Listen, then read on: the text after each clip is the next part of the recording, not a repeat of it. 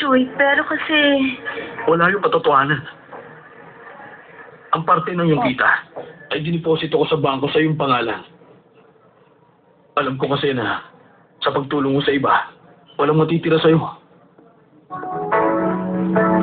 Salamat, Chuy. Sa pangangalaga sa aking ari-arian.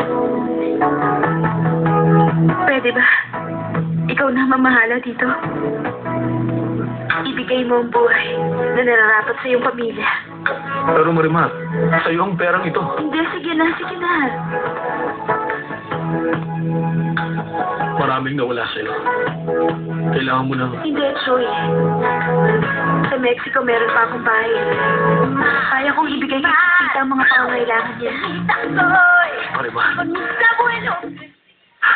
minamahal kong kapatid. Chuy. Chuy, kapatid ko.